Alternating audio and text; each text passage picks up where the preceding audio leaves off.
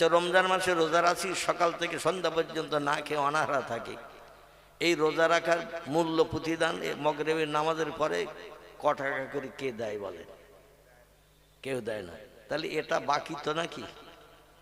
কি বাকি না নগদ? এটা বাকি। আলেম ওলামারা বলে থাকেন দুনিয়ায় পরিশ্রম করো, প্রতিদান পাবে পরকালে। কোথায়? পরকালে প্রতিদান পাওয়া যাবে। এই তত্ত্বটা বিশ্বাস করি আমরা পরিশ্রম করি। সুবহানাল্লাহ, সুবহানাল্লাহ, সুবহানাল্লাহ, সুবহানাল্লাহ, আলহামদুলিল্লাহ, আলহামদুলিল্লাহ, আলহামদুলিল্লাহ, আলহামদুলিল্লাহ, লা ইলাহা ইল্লাল্লাহ, লা ইলাহা ইল্লাল্লাহ, লা ইলাহা ইল্লাল্লাহ। 11 ঘন্টা যদি এক জায়গায় বসে পড়ি, রোজের দাম কত পাওয়া যাবে? কিছু পাওয়া যাবে? কিছুই পাওয়া যাবে না। উনি বলছেন বাকির খাতা খালি থাক। বাকি মানে ফাঁকি, ফাঁকি মানে এমটি পকেট। মোল্লা মৌলবীরা বলে পরকালে পাওয়া যাবে, কিন্তু পরকাল কোথায়? বিজ্ঞানী রিসার্চ করে দেখেছেন মাটির তলায় 22 কিলোমিটার পর্যন্ত পৃথিবীর বিজ্ঞানীরা পাইপ চালিয়ে দিয়েছে, 22 কিলোমিটার পর্যন্ত দিয়ে সেইখানে যে আর পাইপ ঢোকে না, সেখানে স্টিল মার্কাল্লা পাথর বানিয়ে রেখেছেন। বিজ্ঞান 22 কিলোমিটার পর্যন্ত পাইপ চালিয়ে ফেল হয়ে গেছে, তার নিচে আর যায় না, যে ফালা পাটায় ফালা ভেঙে চুরে ছন্ন বিছন্ন হয়ে যায়।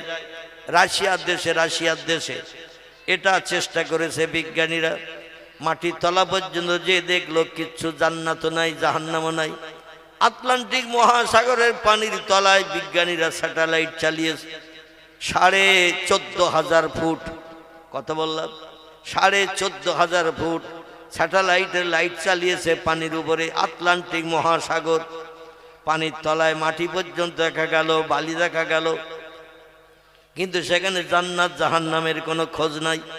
প্রশান্ত মহাসাগরের পানির উপরে লাইট মারল বিজ্ঞানীরা, তীক্ষ্ণ লাইট, দূরবীক্ষণ যন্ত্র, যা চোখে লাগালে অনেক দূরের জিনিস কাছের কাছে বড় করে দেখতে পাওয়া যায়। সেটা দিয়েও দেখলো প্রশান্ত মহাসাগরে পানির তলায় কিচ্ছু নাই, শুধু কেবল বালি আর বালি। পৃথিবীর বিজ্ঞানীরা বড় বড় ঝোপঝাড় জঙ্গলে চলে গেছে, সেখানেও খোঁজ খবর করে দেখেছে জান্নাত নাই, জাহান্নাম নাই। আর মহাশূন্য পাড়ি দিয়েছে বিজ্ঞানীরা, চাঁদের দেশে গেছে 1969 সালে, 2,32,000 মাইল দূর। কত বললাম? এই পৃথিবীর জমিন থেকে 2,32,000 মাইল দূর। তারপরও নাকি বিজ্ঞানীরা বিভিন্ন ধরনের উপগ্রহগুলো চালিয়ে দিচ্ছে। নেপচুন, প্লুটো, বুধ, বৃহস্পতি যে গ্রহ আছে উপরে আসমানের দিকে, সেগুলো জয় করার জন্য চেষ্টা করছে বিজ্ঞানীরা। বিজ্ঞানীরা বলল বহুদূর উপরে উঠেছে, উঠে দেখলাম শুধু ফাঁকার ফাঁকা, আকাশ বলতে কিছু নাই। এই যুগের বিজ্ঞানীদের দেওয়া নতুন তথ্য। তারা বলছে হাজার হাজার লক্ষ লক্ষ কোটি কোটি মাইল দূরে উপগ্রহ চালালাম আমরা, বিভিন্ন রকেট চালালাম, চালিয়ে দেখলাম শুধু ফাঁকার ফাঁকা। চাঁদের দেশে গেলাম, মঙ্গল গ্রহে গেলাম, বুধ বৃহস্পতি জয় করার জন্য আর নতুন নতুন যন্ত্রপাতি বানাচ্ছি, যাব সেখানে দেখে আসবো কি কি আছে না আছে। ওরা দেখাশুনো করে সেখান থেকে উপরের দিকে স্যাটেলাইট চালিয়ে দিল। স্যাটেলাইট চালিয়ে দিয়ে দেখলো শুধু ফাঁকার ফাঁকা। এই জন্য বিজ্ঞানীরা পৃথিবীতে ফিরে এসে বলছেন বহুদূর ফাঁকা, তাই নীল মতন দেখায়, আকাশ বলতে কিচ্ছু নাই। আল্লাহ কোরআনে সূরা বাকারায় 1450 বছর আগে বিজ্ঞানীদের ঠাকুর দাদা যখন জন্ম নেয়নি, তারও হাজার হাজার লক্ষ লক্ষ বছর আগে আল্লাহ আকাশ বানিয়েছেন না বানায়নি? এ যুগের বিজ্ঞানীরা বলছে পৃথিবীর বয়স 1.5 লক্ষ বছর হয়ে গেছে। পৃথিবীর বয়স যদি 1.5 লক্ষ বছর হয়, তাহলে আল্লাহ আসমান কবে বানিয়েছেন এই খবরটি কেউ জানে নাকি? কেউ জানে নাকি? আল্লাহ বলছেন ফি সিত্তাতি আয়ামিন, আমি 6টা দিন সময় নিয়ে আসমান বানিয়েছি, জমিন বানিয়েছি, চন্দ্র সূর্য গ্রহ নক্ষত্র সাগর সলিল পাহাড় পর্বত গিরিরাজি, যা কিছু চোখে দেখতে পাও, যা কিছু চোখে দেখতে পাও না, জান্নাত বানিয়েছি, জাহান্নাম বানিয়েছি, ফেরেশতা বানিয়েছি, হুরগেলেমান বানিয়েছি।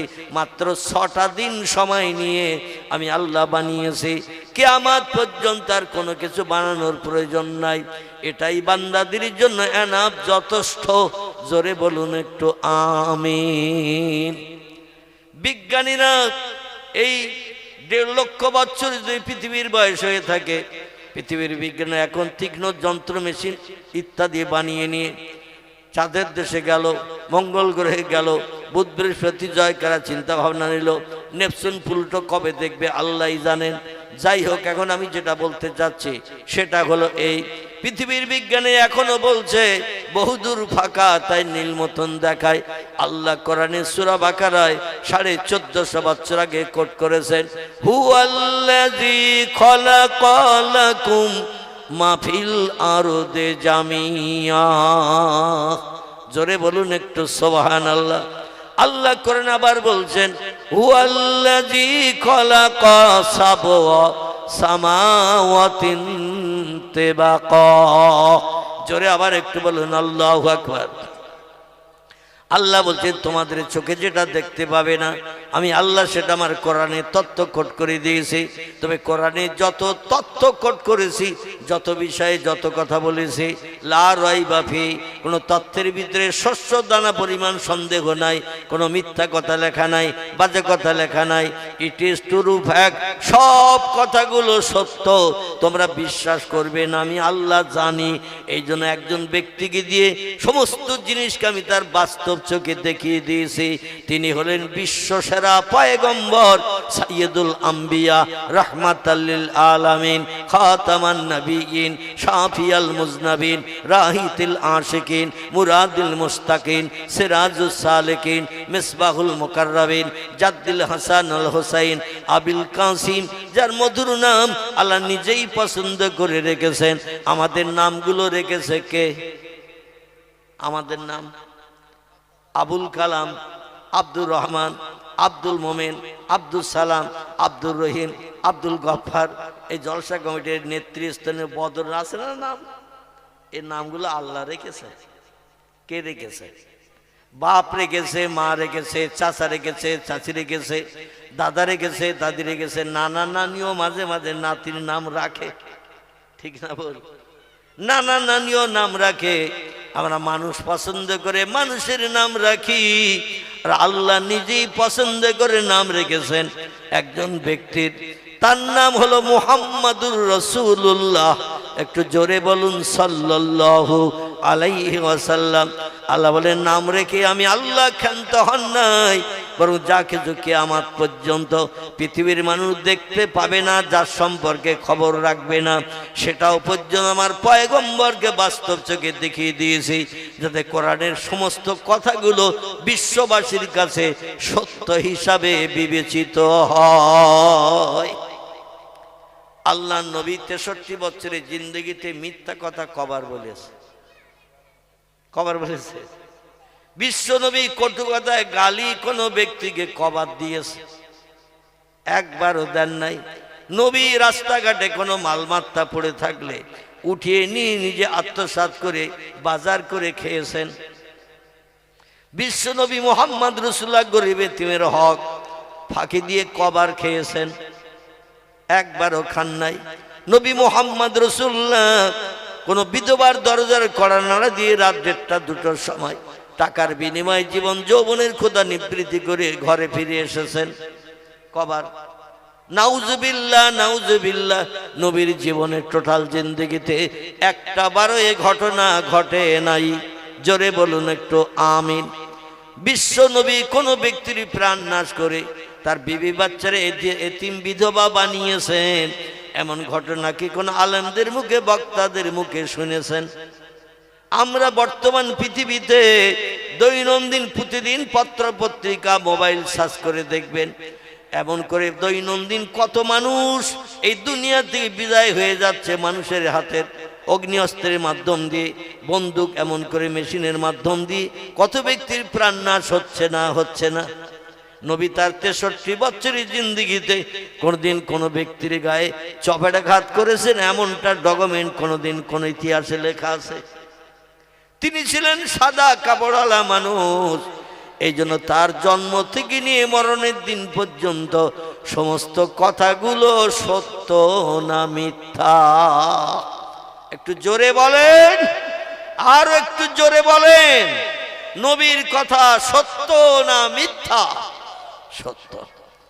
কারণ আল্লাহ পাক রব্বুল আলামিন এই জন্য তার নামে সার্টিফিকেট দিয়েছেন, ওয়া ইন্নাকা লাআলা খুলুকিন আযীম। আল্লাহ বলছেন, যত সৃষ্টি আমি বানিয়েছি সমস্ত সৃষ্টির ভিতরে সেরার মর্যাদা দিয়ে আমার পয়গম্বর মুহাম্মদ রাসূলুল্লাহকে আমি বানিয়েছি। তার মতো সৃষ্টি কিয়ামত পর্যন্ত পৃথিবীতে আর কেউ আগমন করবে না বা হবে না। জোরে বলুন একটু আমিন। তিনি যে সেরা, সেই সেরার মর্যাদা সম্পর্কে গোটা কয়েক তথ্য এবার আপনাদের কাছে পরিবেশন করব। কোরআন পাকের 15 পারার প্রথম লাইন দিয়ে একটু শুনবেন নবীজি কি তথ্যগুলো দিয়েছেন। কিয়ামত পর্যন্ত মানুষ একটা তথ্য এখনো দেখার সুযোগ পায়নি, মেশিনের মাধ্যম দিয়ে তথ্যগুলো জানতেও পারেননি। আমার নবী তার জীবনের 53 বছর বয়স, মক্কা নগরীতে 13 বছর কলেমার দাওয়াত দেওয়ার পর, খুব ভালো করে এই প্রথম কথাগুলো বুঝবেন, তাহলে পরবর্তী কথাগুলো বুঝতে সুবিধা হবে। মক্কা নগরীতে 40 বছর বয়সে হেরা পাহাড়ে 15 বছর কঠিন তপস্যা করে রাত জেগে বিবি বাচ্চার মায়া ছেড়ে আপনজনের সঙ্গে মক্কা নগরীতে চলাফেরা না করে, খাওয়া দাওয়া না করে, কাজকর্ম না করে, ঘোরাফেরা না করে এক পাহাড়ের গুহার ভিতরে বসেছিলেন একটানা 15 বছর। ক বছর? আচ্ছা, বিশ্ব নবী যদি 15 বছর আল্লাহকে আপন বানানোর জন্য একটানা একটা গুহার ভিতরে, তা গুহাটা নিচে নয়, 3500 ফুট ওপরে। কত বললাম? 3500 ফুট উঁচুতে যে সেই গুহাটা পাথর দিয়ে ঘেরা। আল্লাহ অদমকে দুটি বার ওই পাহাড়ের মাথায় ওঠা তৌফিক দিয়েছেন, যে গুহায় নবীজি 15 বছর বসে বসে আল্লাহ আল্লাহ নামে জপ জিকির করেছিলেন। অজাক্কির ফাইন্না যিকরা তানফাউল মুমিনিন। আল্লাহ বলছেন, আমার নামের স্মরণ যারা করে, আমার নামের ধ্বনি যারা আওয়াজ তোলে, তাদের জন্য আমার নামের আওয়াজ তোলাটা হলো লাভজনক ব্যবসা। জোরে বলুন একটু সুবহান। আল্লাহরে যদি কেউ ডাকে আল্লাহ আল্লাহ আল্লাহ আল্লাহ করে, আল্লাহ খুশি হবে না অখুশি হবে? আল্লাহ কোরআনেই বলছেন, আমি তোমাদের দুনিয়ায় পাঠিয়েছি কেবল আমার হুকুম তামিলের জন্য, আমার নামের তসবিহ পড়ার জন্য, আমার নামের গুণকীর্তন করার জন্য। তো নবীজি সেই পাহাড়ের মাথায় 3500 ফুট উঁচু জায়গায়, আমার ভাইরা, আল্লাহ পাক রব্বুল আলামিন পয়গম্বর মুহাম্মদুর রাসূলুল্লাহকে বিশ্ব সেরা বানিয়েছেন। কিয়ামত পর্যন্ত পৃথিবীর কোন দেশের কোন মানুষ পয়গম্বরের সমতুল্য হতে পারেনি এবং কিয়ামত পর্যন্ত হতে পারবে না। এই জন্য তাকে বিরল প্রকৃতির মানুষ বানানোর জন্য 4500-এর মতো মুজিজা আল্লাহ পয়গম্বর মুহাম্মদ রাসূলুল্লাহকে দান করেছিলেন। একটু গলা ছেড়ে বলুন সুবহানাল্লাহ। আওয়াজ আরো কম করো বাবা, আমি একটু চিল্লিয়ে ওয়াজ করে, আর এত জোরে আওয়াজ হলে মানুষ বুঝতে পারবে না। আমি এই মক্তবে বসে বসে শুনছিলাম, আমার আগের বক্তা আওয়াজ করছিল, আওয়াজ জড়িয়ে যাচ্ছিল। আপনারা কেমন শুনছেন আমি বুঝতে পারছি না। তো আমি কিন্তু মক্তব থেকে অনুভব করলাম যে কথা বেশ ভালো পরিষ্কার হচ্ছে না। একটু বক্সের আওয়াজ, এখানে যদি বক্স থাকে আওয়াজ কম করো, কিংবা কাছাকাছি হরেন যদি থাকে একটু আওয়াজ কম করো। আর দূরের লোকে শুনিয়েও লাভ নাই, আছে? এ দূরের লোকে জোরে হরেনে আওয়াজ দিয়ে দূরের লোকে শুনিয়ে লাভ আছে? ও তো কম্বলের ভিতরে পড়িয়ে শুধু এখন মোবাইল দেখবে। কি দেখবে? শীতকালে যে কত সুবিধা সেটা একটু অনুভব করলে বোঝা যায়। মানে শীতকালে কম্বল চাদর মুড়ি দিয়ে ওর ভিতরে অ্যাকশন চলছে, সিনেমা হলের অ্যাকশন। ঠিক বললাম না ভুল বললাম? আর বাপ মা মনে করছে ও ফসফস করে ঘুমাচ্ছে, কিন্তু ওর ভিতরে যে কি অ্যাকশন চলতেছে আল্লাহ জানে, আর সেইটি জানে, আর তার মনের মানুষ জানে। তিনজন জানে, আল্লাহ জানে, আর সেই জানে আর তার মনের মানুষ জানে। এই তিনজন জানছে যে কি অঘটন চলতেছে ওর ভিতরে। সকালবেলা ঘুম থেকে উঠতেছে, সবার চোখ সাইডে সব সাদা, মাঝখানে কালো। আর ওর চোখের দিকে তাকাবেন, চারি সাইডে লাল, মাঝখানে কালোটা লালিমার ভাব, মানে কুকুর চোখ আর ওর চোখ, কোকিলের চোখ আর ওর চোখ একই রকমের ভাব। আমার ভাইরা, এই জন্য বাইরের কম্বল মুড়ি দেওয়া লোকের জানালা খুলিয়ে শোনা লোকের শুনিয়ে দরকার নাই। আমরা যারা শীতকে হারাম করেছি, বিবি বাচ্চার মায়া ছেড়েছি, কম্বলে লাথি দিয়েছি, আমাদের কানে একটু আওয়াজ গেলেই এনাফ, যথেষ্ট। খুব বেশি জোরে আওয়াজ দেওয়ার দরকার নাই। আল্লাহ পাক রব্বুল আলামিন নবী মুহাম্মদ রাসূলুল্লাহকে বিশ্ব সেরা বানানোর জন্য ৪৫০০ মুজিজা দান করেছিলেন। মুজিজা শব্দটি হলো আরবি ভাষা, এর বাংলা অর্থ হলো অলৌকিক, তাজ্জব, আশ্চর্যান্বিত ঘটনা। আল্লাহ নবীকে দিয়ে ঘটিয়েছেন। পৃথিবীর মানুষ যাকে বিশ্ব নবীকে বিশ্ব সেরা পয়গম্বর হিসাবে মর্যাদায় অক্ষুণ্ণ রাখতে পারেন, কেউ নবীজির সমতুল্য কিয়ামত পর্যন্ত চেষ্টা করলেও হতে পারবে না। তার একটি মর্যাদা হলো পয়গম্বর মুহাম্মদ রাসূলুল্লাহ এখান থেকে ১৪৫০ বছর আগে মক্কা মুকাররমার কাবা শরীফের চাতলে হাতিম বলে একটি জায়গা আছে, কাবা শরীফের উত্তর গায়ে ধনুক মার্ক একটা বেঁকা প্রাচীর, কাবা শরীফের পশ্চিম মাথা থেকে প্রাচীরটা বেঁকিয়ে নিয়ে উত্তর পূর্ব মাথায় লাগানো হয়েছে। এটাকে আরবিতে বলা হয় হাতিম। এই হাতিমটা ঠিক আমার দাড়ি সমান উঁচু করে গোল করে ঘেরা। আপনারা লম্বা মানুষ হলে হয়তো গলা সমান হবে, আমি যে বেঠে কুটে মানুষ একটু পাশে দাঁড়িয়ে দেখেছি আমার দাড়ি সমান উঁচু। দুই মাথায় দুটি ঢোকার দরজা আছে, এর ভিতরে মানুষেরা ঢুকে বিশেষ করে নফল নামাজ আদায় করেন, আল্লাহর নামের জপ জিকির তাসবিহ তাহলিল পাঠ করেন। কাবা শরীফের দেওয়ালের গায়ে হাত লাগিয়ে কেঁদে কেঁদে চোখের পানিতে বুক ভাসান, কারণ আল্লাহ কোরআনে জানিয়েছেন ফালিয়াদহাকু কালিলাউ ওয়ালিয়াবকু কাসীরা। ও বান্দা বান্দিরা, আমাকে রাজি করে জীবনের সফলতা যদি পেতে চাও, জীবনের সব সুখ শান্তি যদি মিটাতে চাও, আশা আকাঙ্ক্ষা যদি পরিপূর্ণ করতে চাও, সব সমস্যার সমাধান যদি তোমরা পেতে চাও, দুটি কাজ একটু কম বেশি করে করো। আমি প্রায় বলে থাকি কোরআনের এই আয়াতটির তরজমা, একটি হলো হাসি তামাশা পৃথিবীতে একটু কম কম করে করো, ফালিয়াদহাকু কালিলা, হাসি তামাশা একটু কম কম করে করো, ওয়ালিয়াবকু কাসীরা, আর চোখের পানি আমার কাছে একটু বেশি বেশি করে ফেলো। জোরে বলুন একটু সুবহানাল্লাহ। এখন তাম বিশ্ববাসী, বিশেষ করে বিধর্মীদের কথা বলবো না, তাদের কাছে দুনিয়া ওই দার্শনিক বিজ্ঞানীদের কথার সঙ্গে অ্যাডজাস্ট। কিছু দার্শনিক বিজ্ঞানীরা বলেছে দুনিয়া হলো ক্ষণস্থায়ী, আজকের আসো আগামীকাল থাকবে, সার্টিফিকেট দিতে পারবো না, এজন্য আগামীকালের জন্য কোনো আশা উঠিয়ে রেখো না, মরণ হয়ে গেলে জীবনের সকার মেটবে না। এ দার্শনিকেরা আবার একটা তত্ত্ব দিয়েছেন, দুনিয়া হলো আনন্দের জায়গা, দুনিয়া হলো ফুর্তির জায়গা, যতদিন বেঁচে আসো আনন্দ করো, ফুর্তি করো, খাও আর মরো, মরণের পরে আর কিছু নাই। আমাদের মুসলমানের ঘরের একজন দার্শনিক বিজ্ঞান খোদাদ্রোহী, লোকটির নাম হলো মিস্টার ওমর খৈয়ম।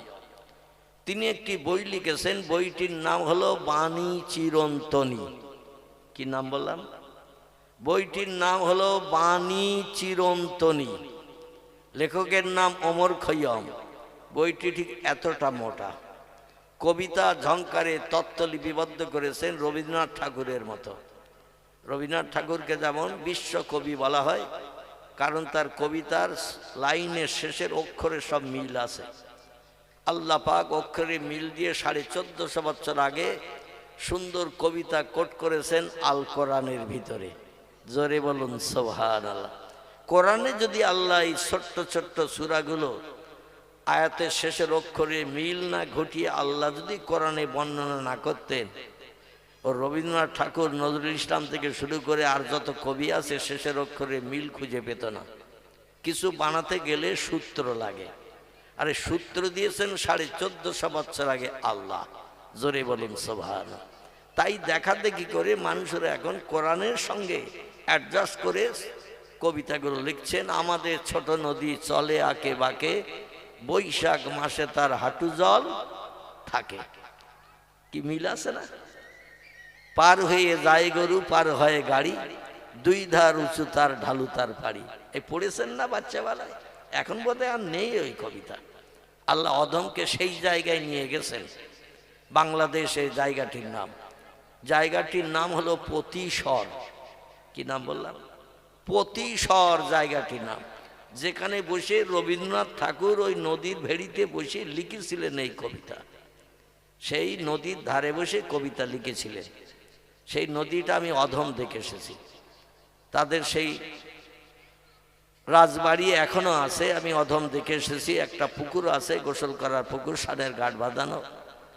পাশে নদীর ভেড়িতে একটা তাল গাছ এখনো দাঁড়িয়ে আছে, যে তাল গাছের দিকে তাকিয়ে রবীন্দ্রনাথ ঠাকুর কবিতা লিখেছিলেন, তাল গাছ এক পায়ে দাঁড়িয়ে সব গাছ ছাড়িয়ে উকি মারে আকাশে। সে তাল গাছটাও আল্লাহ অধমকে দেখিয়ে দিয়েছেন। যাই হোক, অধিকার যাব না। যেটা আমি বলতে চাচ্ছি, আল্লাহ কোরআনে ছোট ছোট সূরাগুলো ছন্দের ঝংকারে অক্ষরের আয়াতের শেষে অক্ষরগুলো মিল দিয়ে আল্লাহ পাক লিপিবদ্ধ করে দিয়েছেন। তাই দেখে দেখে পৃথিবীর বিভিন্ন সাহিত্যিকেরা, কবিরা কোরআনের দিকে দৃষ্টি নিক্ষেপ করে নতুন নতুন কবিতা সাহিত্য রচনা করেছেন। জোরে বলি একটু সুবহানাল্লাহ। তো ওমর খৈয়ম তিনি তার লিখিত বইটি, যে বইটির নাম হলো বাণী চিরন্তনী, লেখকের নাম মুসলমানের ঘরের ছেলে ওমর খৈয়ম। তিনি বলছেন, নগদ যা পাও হাত পেতে নাও, বাকির খাতা শূন্য থাক, দূরের বাঁশি শুনে কি লাভ, মাঝখানে যে বেজায় ফাঁক। এই বেলা ভাই মদ খেয়ে নাও, কাল নিশীতের ভরসা কই, চন্দ্র কিরণ রহিবে যুগ যুগ ধরি, আমরা তো আর রব না সই। ওমর খৈয়াম লিখেছে, নগদ যা পাও হাত পেতে নাও, বাকির খাতা শূন্য থাক, দূরের বাঁশি শুনে কি লাভ, মাঝখানে যে বেজায় ফাঁক। কত বড় আধ্যাত্মিক জগতের বিশ্ববিখ্যাত খোদাদ্রোহী কবি, এ আল্লাহ মানত না। তাই বলছে, নগদ নগদ পরিশ্রম করলে যেখানে মূল্য পাওয়া যায় সেখানে যাও, পরিশ্রম করো, মূল্য নাও। বাকির খাতা খালি থাক। বাকি মানে ফাঁকি, ফাঁকি মানে এমটি পকেট, কিচ্ছু নাই। মসজিদে নামাজ পড়তে যাই, রোজের দাম কত পাই, একটু কথা বলতে হবে। আর নয়তো বক্তৃতা শেষ করে দেব, পরের বক্তা আসতে হবে। আপনার কথা বলবেন না, আমি একা ওই এক ঘেয়ে চোখ বুঝিয়ে ওয়াজ করবো, তা হবে না। কিছু জিজ্ঞাসা করলে উত্তর দিতে হবে। মসজিদে নামাজ পড়তে যাই, রোজের দাম কত করে পাই? কেউ দেয়? দেয় না। আচ্ছা, এই পাহাড়ের মাথায় উপরে পাহাড় দিয়ে ঘেরা একটা ঢোকার পথ আছে। একটা মানুষ সরাসরি এইভাবে ঢুকতে পারে না, একটু আড় হয়ে ঢুকতে হয়। কিভাবে বললাম? আড়ে। সোজা গেলে জায়গা বেশি লাগে না, আড়ে গেলে জায়গা বেশি লাগে? সোজা গেলে বেশি লাগে। আলহামদুলিল্লাহ, আমি মাঝে মাঝে একটু যাচাই করছি ঘুমিয়ে পড়েছেন কিনা। তাই তো আপনারা এখনো ঘুমাননি মোটামুটি, বুঝতে পারছি। আর এখন ঘুমানোর সময়ও হয়নি, ঠিক কিনা? রাত 11টা 12টা বাজবে, তারপরে তো ঘুম ঢোল ভাব আসবে। তো আড় হয়ে ঢুকলে অনেক জায়গায় ঢোকা যায়, কিন্তু সোজা হয়ে ঢুকলে অনেক জায়গায় ঢুকতে পারা যায় না। সেই পাহাড় এই রকম অবস্থায় আছে। প্রত্যেকটি মানুষ তাদের একটু আড় হয়ে ভিতরে ঢুকতে হয়। ভিতরে বসে বসে নফল নামাজ পড়ার একটা জায়গা আছে, যায় নামাজের পাঠি পাতা মতো। ওর ভিতরে ঢুকলে দাঁড়িয়ে নামাজ পড়ার কোনো সুযোগ নাই। যারা উঠেছেন ওই পাহাড়ের মাথায় এবং দেখেছেন পয়গম্বরের সেই ইবাদতের গুহাটি, তাহলে আমার কথা একমত হতে পারবেন। আর যারা পাহাড় দেখলেই ভেতরে প্যালপিটেশন শুরু হয়, কি করে উঠব, ওঠা তবুও সহজ, কিন্তু নামা খুব দুরূহ কঠিন। উপর থেকে নামতে গেলে মানুষ আর নামতে পারে না, ভয়ে হাত পা সব শিরশির করে, এমনকি হাঁটু কোমরে মাজা ব্যথায় কন কন কন কন করে, কি করে নামবো যদি একবার পা সরিয়ে যায়। বুঝতে পারছেন, ৩৫০০ ফুট উপর থেকে নামতে গেলে যদি পাথর থেকে পা সরিয়ে যায় তো সরসর করে নিচে তলায় আসবে না, আসবে না, চরম বিপদ। এই জন্য বৃদ্ধ মানুষেরা উঠতে চায় না। এখানেই বসে আল্লাহর নামের জপ জিকির করছেন এক টানা 15 বছর। ক বছর? আচ্ছা, 15 বছর আল্লাহর নামের জপ জিকিরের পরে আল্লাহ রাজি হলেন, খুশি হলেন পয়গম্বরের উপরে। তাহলে নবীর থেকে আমরা ভালো মানুষ না নবী আমাদের থেকে ভালো মানুষ? আমাদের থেকে নবী অনেক ভালো মানুষ, আলহামদুলিল্লাহ। তাহলে ভালো মানুষ যিনি তিনি আল্লাহরে আপন বানাতে সময় লাগলো 15 বছর। আমরা আল্লাহরে যদি আপন বানাতে চাই আমাদের সময় 15 থেকে হাফ লাগবে তো নাকি? হ্যাঁ, আল্লাহু আকবার। আমার ভাইরা, যিনি আল্লাহর প্রিয় বান্দা, প্রেমিক বান্দা, যারে না বানালে কিছু আল্লাহ বানাননি। হাদিসে কুদসির ভিতরে এসেছে, লাউলা কালামা খলাকতুল আফলাক, আল্লাহ বলছেন আমি কোনো কিছুই বানাতাম না সৃষ্টির পূর্বে যদি আমার পয়গম্বর মুহাম্মদ রাসূলুল্লাহকে না বানাতাম।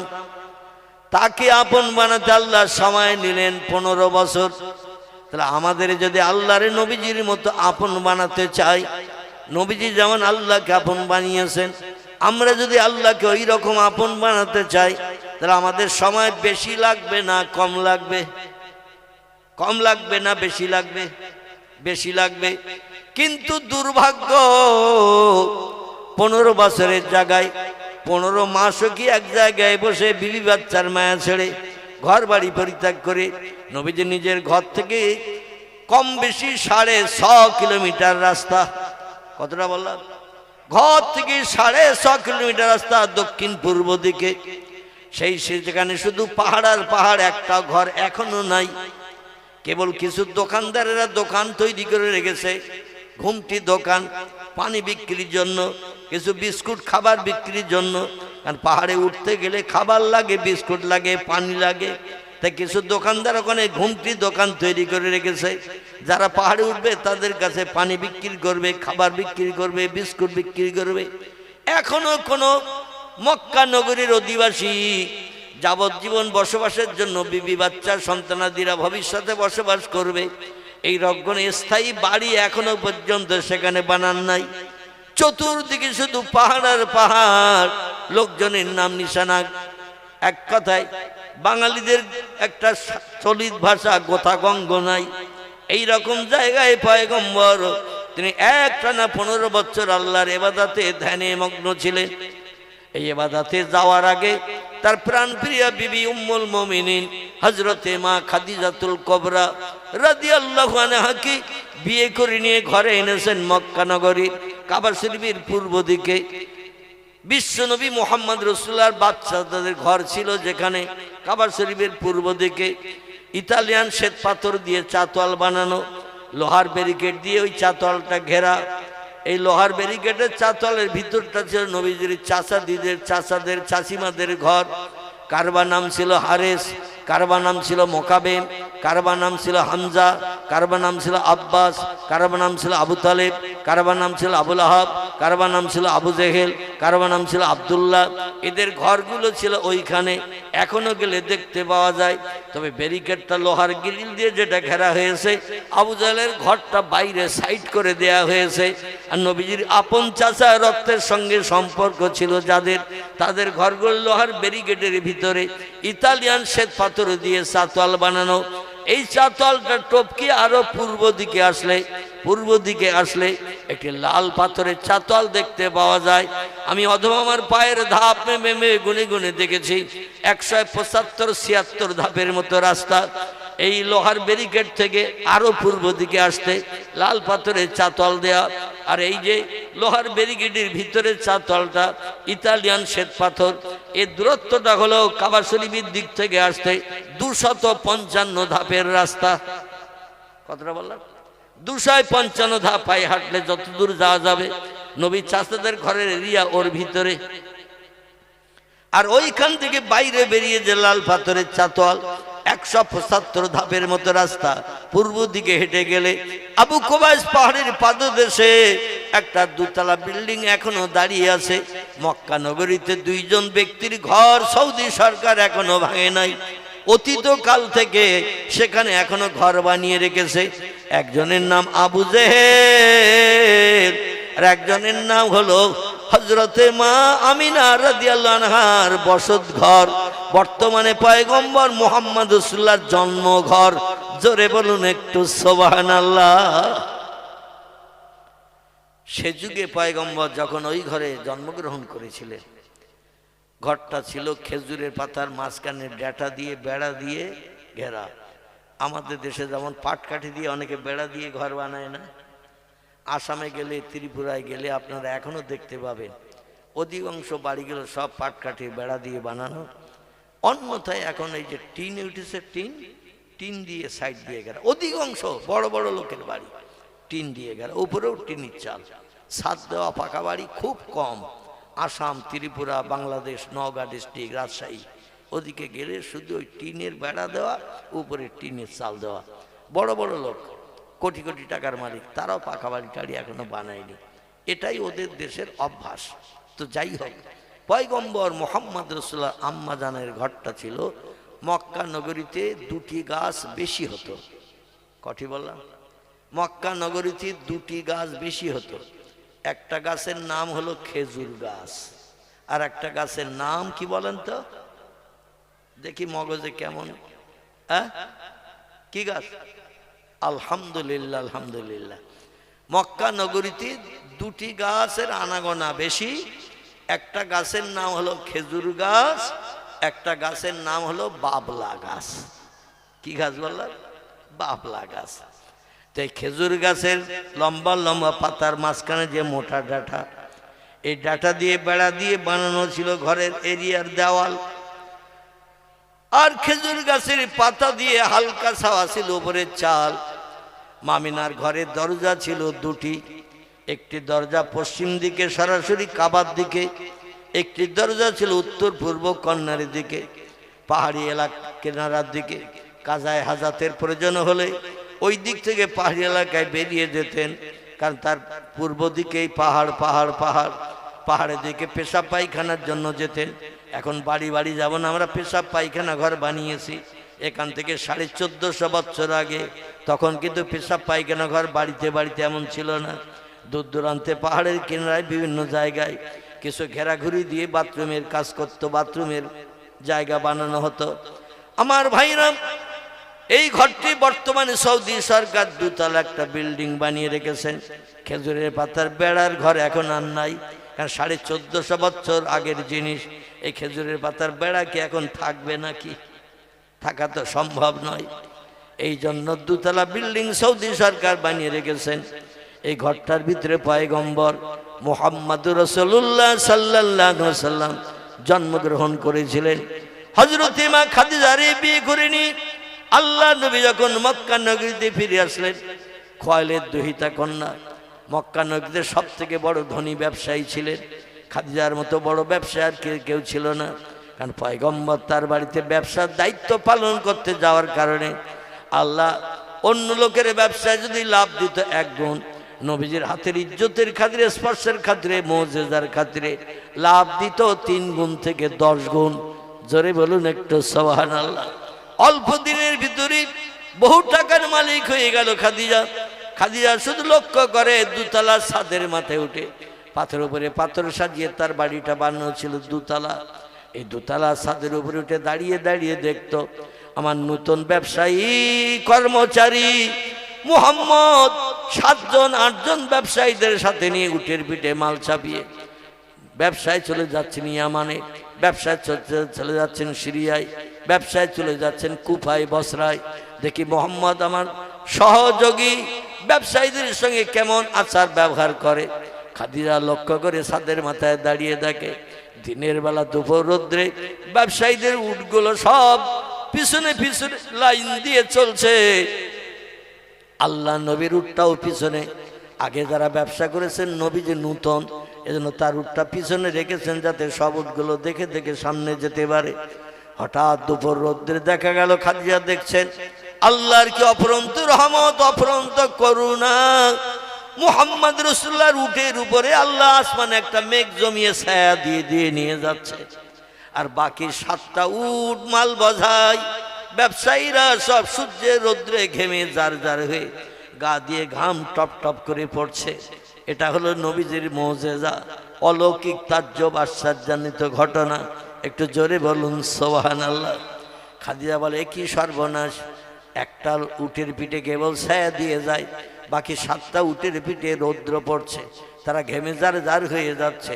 সামনের লোক পিছনে তাকায়, পিছনের লোক সামনে তাকায়, আবার পিছনে তাকায়, তাকিয়ে বলে একটা লোকের পিছনে উটটা যেমন হাঁটছে ছায়াটাও তেমন তেমন যাচ্ছে। আমরা 7 জন ব্যক্তি যাচ্ছি, এক একটা উটের পিঠে এক একজন, কিন্তু আমাদের কারো গায়ে তো ছায়া পড়ে না, ছায়া শুধু মোহাম্মদের উটটার উপরে দিয়ে আসে।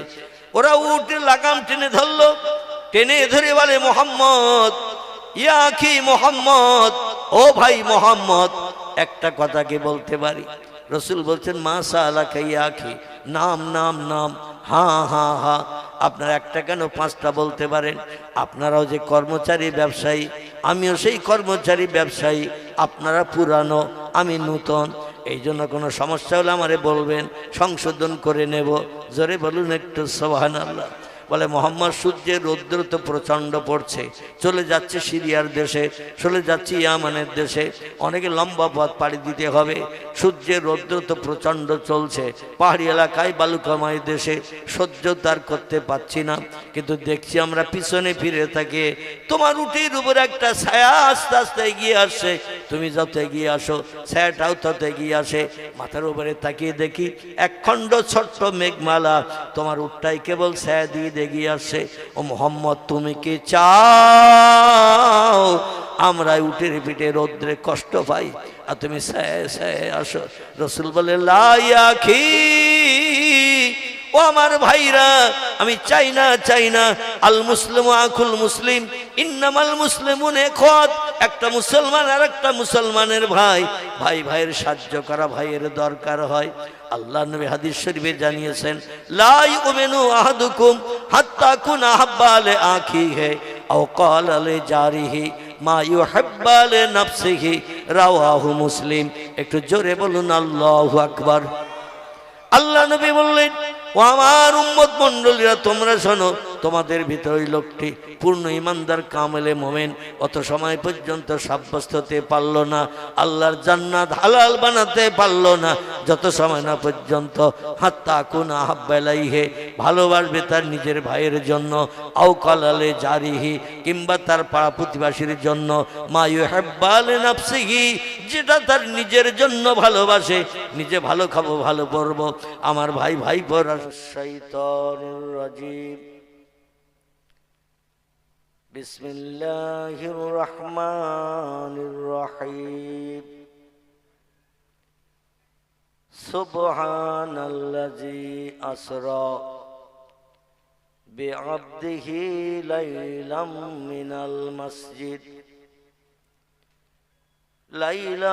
মিনাল মাসজিদিল হারামি ইলাল মসজিদিল আকসা আল্লাযী বারাকনা হাওলাহু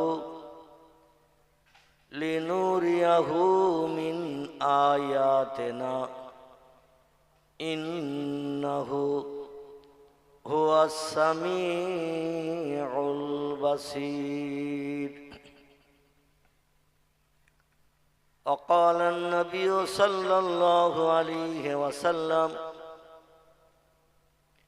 ودابة أبيض فوق الحمار ودون البغل كما قال عليه الصلاة والسلام.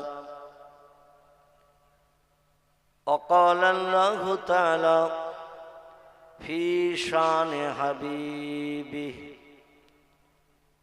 ইন্নাল্লাহা ওয়া মালাইকাতাহু ইউসাল্লুনা আলান নাবিয়্যি ইয়া আইয়ুহাল্লাযীনা আমানু সাল্লু আলাইহি ওয়া সাল্লিমু তাসলিমা আল্লাহুম্মা সাল্লি আলা সাইয়্যিদিনা মাওলানা মুহাম্মদ ওয়া আলা আলি সাইয়্যিদিনা।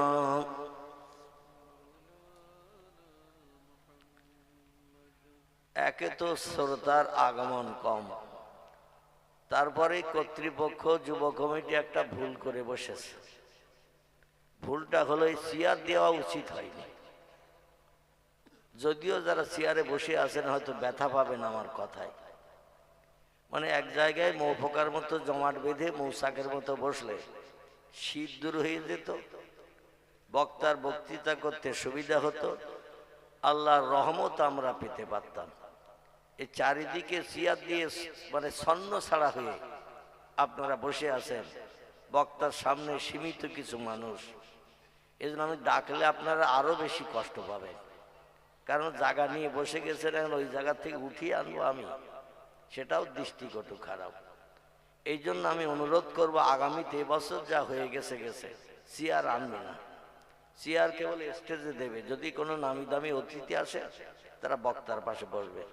শ্রোতাদের যখন বসার জায়গা করা হয়েছে, আবার চেয়ার কেন সাইডে দেওয়া হয়েছে? তো চেয়ার যদি দিতে হয় একেবারেই বক্তার সামনে দাও ভাই, যারা সামনে এসে চেয়ারে বসুক, কাছাকাছি আসুক। দূরে থাকলে মহব্বত বাড়বে না, আল্লাহর রহমত পাওয়া যাবে না। কি খারাপ বললাম আমি? কথাটা খারাপ বললাম? কিছু মানুষের কাছে খারাপ লাগতে পারে, কিন্তু কোরআনে মজলিসের একটা সৌন্দর্য আলাদা। ফাইজা কুরিয়াল কোরআন, যেখানে আমার আসমানে লাউহে মাহফুজে সংরক্ষিত মিষ্টি মধুর সত্যবাণী, সত্য কথা আলোচনা হয়, আলোচিত হয়। আল্লাহ বলছেন ফাস্তামিউ লাহু, একাগ্র চিত্রে মনোনিবেশ সহকারে সেই মজলিসের সৌন্দর্য রক্ষার্থে তোমরা মজলিসে বসো এবং শ্রবণ করতে থাকো। আল্লাহ বলছেন ওয়ান সেতু, এবং মজলিসের সৌন্দর্য রক্ষার্থে সেখানে বসো। মাঝখানে ওই হাসরাবাদ বারাসাত 79 সি রুট মাঝখানে রেখে ও মাথায় কিছু এ মাথায় কিছু, বামে কিছু ডাইনে পান্ডেল, এইরকম ভাবে জলসা হয় না। মানুষ এমনি কম, তারপরে সকলে যদি এক জায়গায় জমাট বেঁধে বসি, শীত দূর হবে। মৌসাকের মৌফোকার মতো ঘন হয়ে মজলিসের সৌন্দর্য রক্ষা করলে আল্লাহ বলছেন লা আল্লাহ কুম তুরহামুন, আমার রহমত থেকে তোমরা কেউ বঞ্চিত হবে না। আসমানের যত রহমতের দরজা আছে আমি মজলিস উপলক্ষ করে খুলি দিয়ে থাকি এবং বান্দাদের জন্য রহমত বর্ষণ করে থাকি। জোরে বলি একটু সুবহানাল্লাহ। এই জন্য যদি আপনারা কিছু মনে না করেন, তাহলে চেয়ারগুলো গটিয়ে দিয়ে সকলে গায়ে গায়ে এসে ভাই ভাই, চাচা ভাইপো, পাড়া প্রতিবাসী, একে অপরের দ্বন্দ্ব ফাসাদ রাজনীতি ভীতি সব ভুলিয়ে দিয়ে গায়ে গায়ে আমরা জমাট বেঁধে মৌফোকার মতো বসি। আর যদি মনে করেন হুজুরের বলতে হয় তাই বলেছে, আমাদের শুনতে হয় তাই শুনেছি, সব কথায় কান দেওয়া যাবে না। শরীয়তের ফতোয়ার কেতাব, কেতাবের নাম হলো হেদায়া। শরীয়তের ফতোয়ার কেতাব, কেতাবের নাম ফতোয়ায়ে দুররে মুহতার। শরীয়তের ফতোয়ার কেতাব, কেতাবের নাম ফতোয়ায়ে মুহিত। শরীয়তের ফতোয়ার কেতাব, কেতাবের নাম ফতোয়ায়ে শামি। শরীয়তের ফতোয়ার কেতাব, কেতাবের নাম ফতোয়ায়ে মারাকিউল ফালাহ। বিখ্যাত বিখ্যাত ফতোয়ার কেতাবে লেখকেরা একমত হয়ে লিখেছেন, কোরআন হাদিসের সত্য তথ্য আলেম ওলামারা জনগণের কাছে উপদেশমূলক বক্তব্য রাখলে কোনো মানুষ সে কথাটা যদি কান ঝাড়া মারে, মানতে অস্বীকার করে, বিশ্বাস করতে আপত্তি দর্শায়, সব মুফতিগণ বলছেন লোকটি কাফের হিসাবে বিবেচিত হবে। কি হবে বললাম?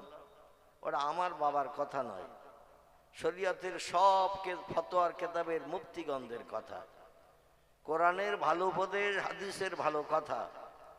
আলেম ওলামারা, মৌলবীরা সাধারণ মানুষের কাছে যদি রাখে আর সেই কথাগুলো যদি অমূলক হিসাবে মানুষ উড়িয়ে দেয়, মানতে অস্বীকার করে, তাহলে মুফতিগণ বলছেন তারা কাফের হিসাবে বিবেচিত হবে। আমি চাই না আল্লাহর এই বেহেশতের বাগান কোরআনী মজলিস উপলক্ষ করে শরীয়তের নামি দামি কথাগুলোকে কান ঝাড়া মেরে আমরা কাফের রূপান্তরিত হব। বক্তা শ্রোতা আমরা সকলে ইমানদার হতে চাই না একটু কথা বলেন, চাই। এই জন্য আল্লাহর জান্নাত আমরা চাই না জাহান্নাম চাই কেউ? এত সময় আমার পূর্ববর্তী বক্তা মহব্বতের স্নেহভাজন, তিনি জান্নাত জাহান্নাম সম্পর্ক আলোচনা রেখেছেন সীমিত। জাহান্নাম হলো অনল অগ্নিকুণ্ড, বান্দাদের দগ্ধ করার জায়গা, আর জান্নাত হলো পরম শান্তির জায়গা, যেখানে দুঃখ নাই, ব্যথা নাই, অভাব নাই, রোগ নাই, শোক নাই, জ্বালা নাই, যন্ত্রণা নাই, অভাব নাই, অনটন নাই। সেটা হলো পরম শান্তির জায়গা। আমরা আল্লাহর হুকুম তামিল করে এই পৃথিবীতে যদি মরণের দিন পর্যন্ত চলতে পারি, তাহলে আমাদের জন্য পরকালে আছে পরম শান্তির জায়গা, শান্তিধাম জান্নাত। আল্লাহ বলছেন অহুম ফিহা খালিদুন, আর জান্নাতে যারা যাবে, জান্নাতে যারা অধিবাসী হিসাবে বিবেচিত হবে, হাসরের মাঠে বিচারান্তে যুগ যুগ যুগ যুগ, কোটি কোটি কোটি কোটি কোটি কোটি বছর জান্নাতের ভিতরে তারা সুখ ভোগ করতে থাকবে। জান্নাতি পুরুষদের বয়স করা হবে 24 বছরের, জান্নাতি মেয়েদের বয়স করা হবে 18 বছরের। 2,07,09,000 কিংবা 313 দিন যদি হয়ে যায়, তার চেহারা 24-এর জায়গায় 25 দেখাবে না, মেয়েদের চেহারা 18 জায়গায় 19 দেখাবে না। একই রকম চেহারা থাকবে, ফেস কাটিং একই রকম থাকবে, চেহারার সৌন্দর্য একই রকম থাকবে। এবং আরেকটা কথা হলো লা ইয়ামুতু, আল্লাহ কোরআনে তত্ত্ব কোট করেছেন সূরা বাকারায়, জান্নাতীদের কোনোদিন জান্নাতে সুখ ভোগ করলে মরণ হবে না, জাহান্নামীরা জাহান্নামে দগ্ধ হলে ওদেরও কোনোদিন আগুনে পুড়িয়ে মরণ হবে, ওদেরও কোনোদিন মরণ হবে না। সমস্ত সৃষ্টির মরণ হবে একবার। কবার? এই পৃথিবীতে যত সৃষ্টি আছে, বিজ্ঞানীদের দেয়া তত্ত্ব, বর্তমান 21 শতাব্দীর যুগে পৃথিবীতে বর্তমান সৃষ্টির সংখ্যা হলো 1.5 লক্ষ। কতটা বললাম? 1.5 লক্ষ সৃষ্টি পৃথিবীতে বাস করে। বাঘ কটা সৃষ্টি? বাঘ কটা সৃষ্টি? 13,000 যদি থাকে বিভিন্ন দেশে জঙ্গল, তো 13,000 ধরবে। বাঘ নামে একটি সৃষ্টি, ওই একটাই। ভল্লুক যত কোটি পৃথিবীতে থাক একটাই, মাথায় উকুন যত কোটি থাক ও সৃষ্টি একটাই, সারপোকা বালিশে যত কোটি থাক ও একটা সৃষ্টি। এইভাবে সৃষ্টির সংখ্যা 1.5 লক্ষের উপরে। সমস্ত সৃষ্টির মরণ হবে একবার, সেই মরণ হলো এই পৃথিবীর মরণ। পৃথিবীর মরণের পরে সুম্মা ইহুইকুম, আল্লাহ বলছেন আবার জিন্দা করা হবে। কোরআনের সূরা বাকারা সম্ভবত 3 নম্বর পৃষ্ঠা। আল্লাহ পাক বলছেন সুম্মা ইহুইকুম, মরণের পরে আবার জিন্দা করা হবে। টোটাল কোরআন শরীফ 6666টি সেন্টেন্স, বাক্য, আয়াত, 114টি চ্যাপ্টার, সূরা, অধ্যায়, 3,44,740টি হরফ, বর্ণমালা, অক্ষর। এই টোটাল কোরআনে কথাও বলা হয় নাই সুম্মা ইউমিতুকুম। সুম্মা ইহুইকুমের পরে কোরআনে আর কথাও বলা হয় নাই সুম্মা ইউমিতুকুম, তোমাদের দুনিয়ার মরণের পরে জিন্দা করব, তারপরে আবার মরণ করব। এই কথাটা কোরআনে আর কথাও বলা নাই। মানে জেন্দার পরই শেষ। যে জাহান্নামে যাবে সেও জেন্দা থাকবে, যে জান্নাতে যাবে সেও জেন্দা থাকবে। জাহান্নামে যে পুড়বে জেন্দাবস্থায় পুড়বে, জান্নাতে যে সুখ ভোগ করবে জেন্দাবস্থায় সুখ ভোগ করবে। মরণ মাত্র কবার হবে?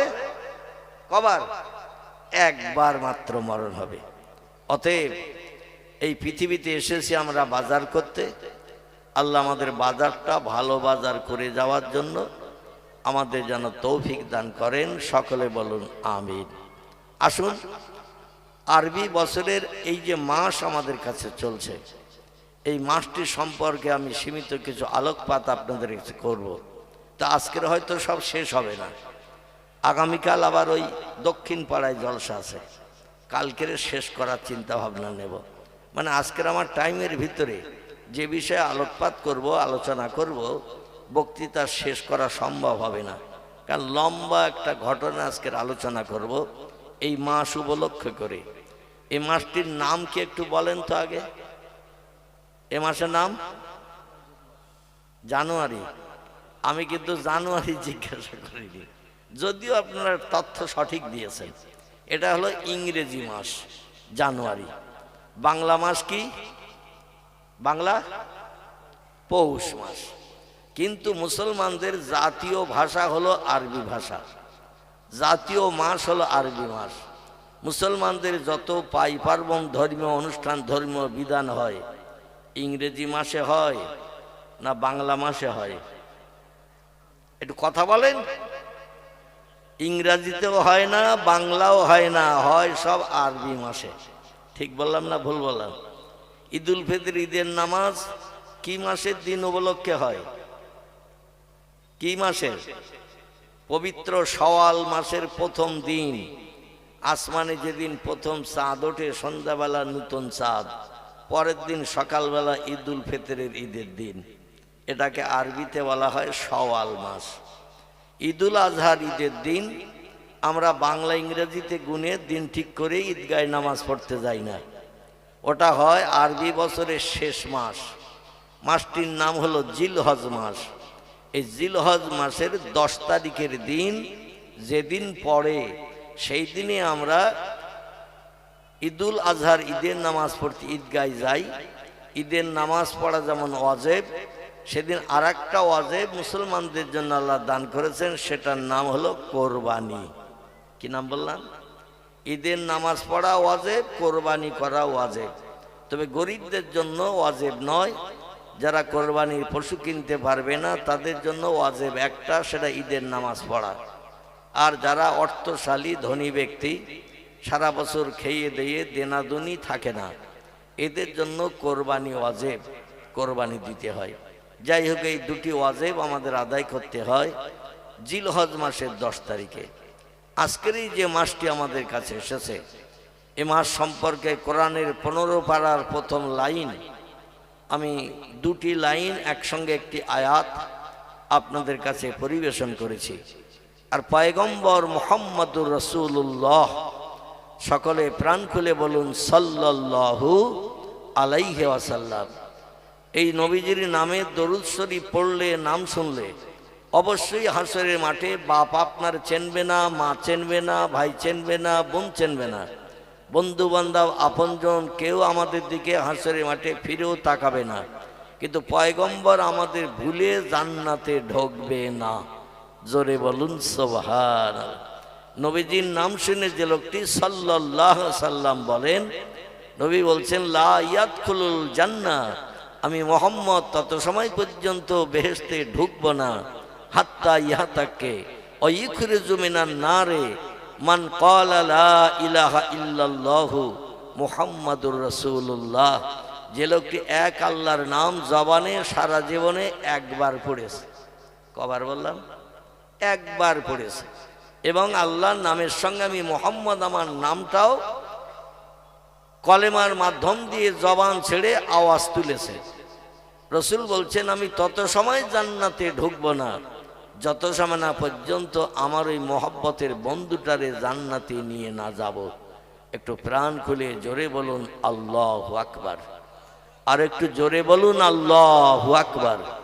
এই জন্য নবীজির নাম যখন শুনবেন একটু মহব্বতে বিশ্বনবীর নামের স্মরণে দরুদের তোহফা পেশ করবেন।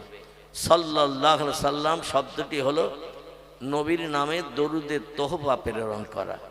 আল্লাহর আসমানি রহমত, বরকত, করুণা মুহাম্মদ রাসূলুল্লাহর উপরে বর্ষিত হোক। একে আরবি ভাষায় বলা হয়েছে সাল্লাল্লাহু আলাইহি ওয়াসাল্লাম। জোরে বলুন আমিন। আসুন এবার আমি আপনাদের নিয়ে চলে যাই। এই মাসটি হলো আরবি প্রথম মাসের নাম মুহররম, দ্বিতীয় মাসের নাম সফর, তৃতীয় মাসের নাম রবিউল আউয়াল, চতুর্থ মাসের নাম রবিউল সানি, পঞ্চম মাসের নাম হলো রজব। এই যে মাস চলছে এটি হলো আরবি পঞ্চম নম্বরের মাস। পয়গম্বর মুহাম্মদ রাসূলুল্লাহ পৃথিবীর যে বিশ্বশ্রেষ্ঠ, খুব ভালো করে কথাগুলো আগে শুনে নেবেন। পৃথিবীতে পয়গম্বর হলেন বিশ্বশ্রেষ্ঠ। কিয়ামত পর্যন্ত কোনো ব্যক্তি বলতে পারবে না মুহাম্মদের যেমন দুটো চোখ ছিল কপালের নিচে, নাকের দুই পাশে, আমারও তো দুটো আছে। মুহাম্মদের চেহারা দেখতে ফর্সা ছিল, আমিও তো তার থেকে বোধহয় বেশি ফর্সা আছে, মানে সাদা মার্কা। নবী তো সাদা মার্কা ছিলেন না। তাফসীর কারকেরা তথ্যে লিখেছে বা সিরাতের কেতাবে তত্ত্ববিদরা লিখেছেন পয়গম্বরের গায়ের রংটা ছিল গমের কালারের মতো। কিসের কালার বলা বুঝতে পারছেন সবাই? না একটু জোর দিতে বলবো, এ সবাই শুনতে পাচ্ছেন তোমার কথা? তাহলে একটু উত্তর দেবেন। বিশ্ব নবীর গায়ের রংটা ছিল গমের কালারের মতো। আগে প্রতি সপ্তাহে রেশনে গম দিত, এখন আর গম দেয় না, আটা দেয়। তবে আপনাদের খিদিরপুর, কঠুর বা পার্শ্ববর্তী হিজলা এলাকায় গমের চাষ হয় না? হয় না? বাড়িতে গম ওঠে, গম দেখেন। এই গমের কালারটা যেমন পয়গম্বরের চেহারার রং ছিল তেমন। পয়গম্বরের আমাদের মতো দুটি হাত ছিল, আমাদের মতো দুটি ঠোঁট আর একটি গাল, গালের ভিতরে একটি জিভ ছিল। আমাদের যেমন দুপাটি 32খানা 16খানা করে 32খানা দাঁত, পয়গম্বরের দুপাটিতে 18 দুগুণ 36খানা ছিল বোধহয়, নাকি? কি আমাদের যেমন 32, নবীরও ছিল তেমন 32। আমাদের দেহে যে ব্লাড রক্ত, পয়গম্বরের দেহের সেই ব্লাড রক্ত। আমাদের দেহে যেমন গোশত মাংস, পয়গম্বরের দেহে তেমন গোশত মাংস। আমাদের দেহে যেমন হাড় হাড্ডি রগরেশা দিয়ে আল্লাহ বানিয়েছেন, পয়গম্বরের দেহে অবিকল তাই ছিল। কিন্তু তিনি বিশ্বশ্রেষ্ঠ। সব যদি আমাদের মতো সমান হয় তাহলে বিশ্বশ্রেষ্ঠ কি করে হলো? কি একটা প্রশ্ন আসতে পারে কিনা? আমাদের মতো মাথার কালো চুল, পয়গম্বরের মাথায় কালো চুল ছিল। আমাদের যেমন চোখের উপরে ভুরু, পয়গম্বরের চোখের উপরে ভুরু ছিল, তো এখানে একটু ডিভাইডেড ছিল। পয়গম্বর মুহাম্মদ রাসূলুল্লাহ সাল্লাল্লাহু আলাইহি ওয়াসাল্লামের ভুরু যুগলের সঙ্গে পৃথিবীর কোনো মানুষের ভুরু যুগলের সামঞ্জস্য নাই। আল্লাহ নবীর ভুরু যুগল ছিল নাকের মাঝখানটা আমাদের সকলের ফাঁকা, দুই চোখের উপরে কালো ভুরু। নবীদের এই নাকের মাঝখানটা উপরটাও ছিল জোড়া। জোরে বলুন একটু সুবহানাল্লাহ। বিশ্ব নবীর ভুরু যুগল জোড়া ছিল, এ মাথা থেকে মাথা পর্যন্ত। নাকের মাঝখানটা সকলের ফাঁকা, পয়গম্বরের ফাঁকা ছিল না। আমাদের দাঁতগুলো দেখতে সাদা ছিল বটে, পয়গম্বরের দাঁত ছিল মুক্তার দানার ন্যায় ঝলকানি। জোরে বলুন একটু সুবহানাল্লাহ। বিশ্বনবী মুহাম্মদ রাসূলুল্লাহর কথা ছিল মিষ্ট মধুর, আমাদের কথাগুলো তিতো টক মাখাল ফল নিম ফলের মতো। ঠিক বললাম না ভুল বললাম? অমুকের বাচ্চা অমুকের ছেলে, তমুকের বাচ্চা তমুকের মেয়ে, এই কথাগুলো যদি কেউ বলে, ও কথাগুলো রসগোল্লার মতো মিষ্টি লাগবে তো শুনতে। কি মিষ্টি লাগবে তো?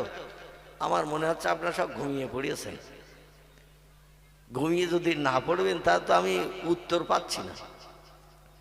বক্তা শ্রোতার কথার বিনিময় হলে সেখানে জজবা তৈরি হয়। আর যে মজলিসে বক্তা শ্রোতার কথার বিনিময় হয়, আল্লাহ সেই মজলিসে খুশি হয়ে আসমানি রহমতের সমস্ত দরজা খুলে দিয়ে রহমত বর্ষণ করে বান্দাদের পরিতৃপ্ত করে ঘরে ফেরার তৌফিক দেয়। জোরে বলুন একটু সুবহানাল্লাহ। এই জন্য আমি কিছু জিজ্ঞাসা করলে উত্তর দেবেন, ঠিক হলে আলহামদুলিল্লাহ, ভুল হলে সংশোধন হবে ইনশাআল্লাহ। বোঝা গেল? উত্তর ঠিক হলে আলহামদুলিল্লাহ, আর ভুল হলে সংশোধন হবে ইনশাল্লাহ। তবে এতেকাবে নিয়ত করে বসে থাকলে হবে না। শীতের রাত, বক্তা কথা বললে গা গরম হয়, শ্রোতা বসে বসে শুনলে হিমালয় পাহাড় হয়ে যাবে। ভাই, আমি চাই না পৌষ মাসে শীতে আপনার হিমালয় পাহাড় মতন ঠান্ডা বরফ মার্কা হয়ে যান।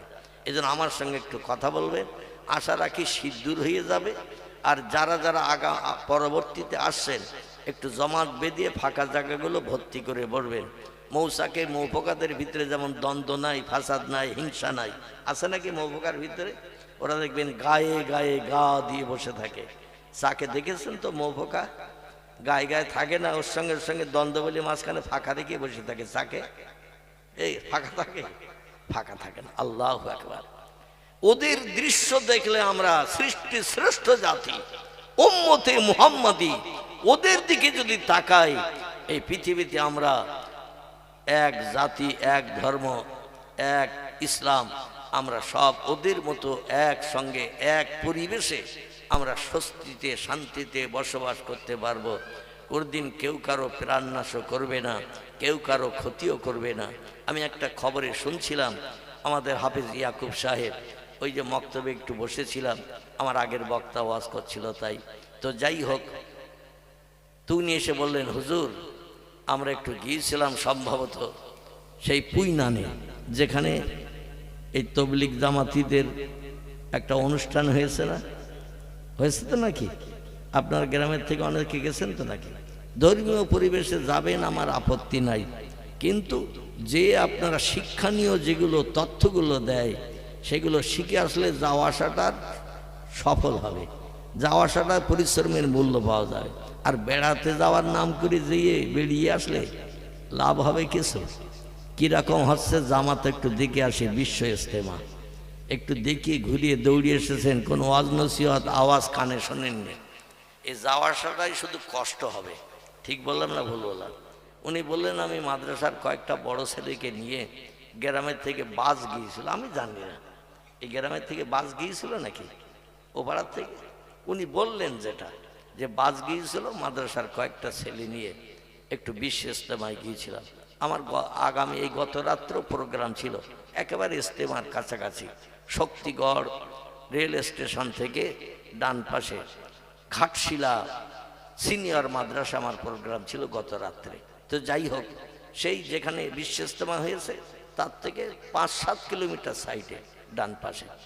তো উনি বলছেন, আমি মাদ্রাসার কয়েকটি ছাত্র নিয়ে বাসে চেপে একটু গিয়েছিলাম বিশ্ব ইজতেমা দেখতে। ছেলেদের বছর বছর একবার করে একটু বেড়াতে নিয়ে যাই। তো সেই বেড়াতে নিয়ে গেছি, আমিও ছিলাম না, বড় ছেলেরাও ছিল না, মাদ্রাসায় কাজ চলছিল, এই জন্য ছেলেদের একটু অন্য একজনের খালি ঘর, সেখানে তাদের থাকার ব্যবস্থা, কাজ চলছে মাদ্রাসায়। এখন চালির বস্তা নাকি সেখান থেকে আউট হয়ে যাচ্ছে। আল্লাহু আকবার। আমি তো শুনে তাজ্জব হয়ে গেলাম। গরিব এতিম বাচ্চারা বিভিন্ন মানুষের কাছ থেকে হাত পেতে পেতে কালেকশন করে তাদের খাবার জোগাড় করা হয়েছে, আর সেই খাবারগুলো পর্যন্ত মুসলমানের ছেলেরাই চুরি করে নিয়ে চলে যাচ্ছে। একটা বড় ছেলে বোধহয় ঘুম ভেঙে দেখিতে পেয়েছে, কি একটা ছুঁড়ে মেরেছে, দেওয়ালের গায়ে লেগেছে, পালিয়ে চলে গেছে। একজন বাইরে ছিল, একজন ভিতরে ঢুকেছিল, চালির বস্তা নিয়ে যাচ্ছে। জোরে বলুন একটু নাউজুবিল্লাহ, একটু জোরে বলুন নাউজুবিল্লাহ। বাইরের ছেলেপিলেরা যারা এসেছে মাদ্রাসায় কোরআনি তালিম নিতে, আর তাদের খাওয়া, তাদের খাবার, তারা প্রতিদিনকে আমাদের মতো ভালো মতো খাওয়ার সুযোগ পায়? এ পায় নাকি? কারণ তত্ত্ববিদরা তত্ত্ব দিয়েছেন, 16 মণ ডালির পানি না খাওয়া পর্যন্ত একটা ছেলে আলেম হতে পারে না। কমন বললাম, 16 মণ ডালির পানি খেতে হয়, তারপরে একটা ছেলে আলেম হওয়ার সুযোগ পায়। এই জন্য অধিকাংশ দিন তাদের নসিবে ওই আলু ভর্তা, ডাল, পুঁই শাক, কুমড়ো এইরকম খাবার মাদ্রাসায় পরিবেশন করা হয়। কোনো কর্তৃপক্ষ বাড়িওয়ালা যদি একদিন একটু গোশত দেয়, সেদিন তাদের জন্য মনে হয় বিয়ে বাড়ির অনুষ্ঠান চলতেছে। আর তাদের মুখের আহার হিন্দু নয়, জৈন নয়, শিখ নয়, বৌদ্ধ নয়, ইহুদি নয়, খ্রিস্টান নয়, কোল নয়, ভিল নয়, নাগা নয়, খাসা নয়, মুন্ডা নয়, আর্য নয়, অনার্য নয়, আদিবাসী নয়, সাঁওতালি নয়, আমার মুসলমান জাত। মাদ্রাসার ছেলেরা কোরআন সিনায় জমা করছে, মেমোরিতে জমা করছে, আর তাদের চালগুলো আউট করে নিয়ে যাচ্ছে তাদের মাথার পাশ থেকে। চিল্লাই বলুন একটু নাউজুবিল্লাহ। তাহলে এ জাতের উপরে আল্লাহর রহমত আসবে না জহমত আসবে? হ্যাঁ, আল্লাহর গজব আসবে না রহমত দয়া আসবে? অনুরোধ করি আমি, এই রকম ধরনের অপরাধমূলক শরীয়তে নিকৃষ্ট খারাপমূলক কাজ আল্লাহ আমাদের কারো হাত বরাবর যেন না করান। আমাদের সকলের ব্রেন মগজ আল্লাহ একটু সাফ করে দিন। সকলে বলুন আমিন। যাই হোক, কারা এসেছিল, কারা করেছিল তারাই জানে। আপনিও দেখেননি, আমিও দেখিনি, মাদ্রাসার ছেলেরা দেখেছে। আর সেই ভয়তে নাকি আমি আরো শুনলাম 4টে ছেলে ওই ভয়তে মাদ্রাসা ছেড়ে চলে গেছে।